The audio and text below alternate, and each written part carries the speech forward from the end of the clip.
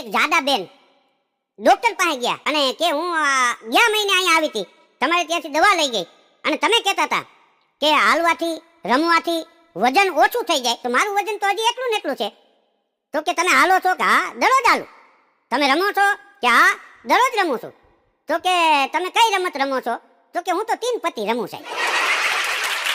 બેઠા હતા એમાં પત્ની એના પતિને કે આપણા બે માંથી આમાં મૂર્ખ કોણ, તમે કે હું? તો એનો પતિ શાંતિથી બોલ્યો, અરે ગાંડી, તું ડાય છો, તું ચતુર છો, તું ચબરાક છો, તું હોશિયાર છો અને તું કાંઈ થોડી કોઈ મૂર્ખ વ્યક્તિ આરે લગ્ન કર્યા હોય તે.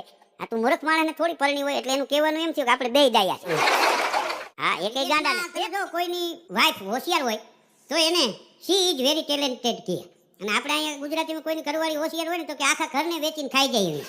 એક ભાઈએ એના એક મિત્રને પૂછ્યું કે તમે સવારે વોકિંગ કરો છો? તો કે હા. કેટલા કિલોમીટર દોડો? તો કે યાર આજ તો સવારે કે 7 કિલોમીટર દોડી ગયો. પછી મારા બાબાને ફોન કર્યો, ગાડી લઈને આવ્યો, મને લઈ ગયો. તો કે 7 કિલોમીટર કેમ દોડી ગયા? તો કે મને સમજાતું નથી કે આ બાજુવાળા કૂતરાને શું કામ બાંધતા નથી. મૂળ ખહુરિયું વાય છે. આપણે નથી કહેતા કે ગાયને વાછરડાનો જન્મ થાય તો થોડી વાર પછી આંખ ખુલી જાય. હા, કૂતરીના ગલુડિયાને જન્મ થાય થોડી વાર પછી આંખ ખુલી જાય. હા, મીંદડીના બચ્ચાને જન્મ મીંદડી આપે ને 7 દિવસે આંખ ખુલે. અને આપણે અમુક માણસોને તો લગ્ન થયા પછી આંખ ઉખડે.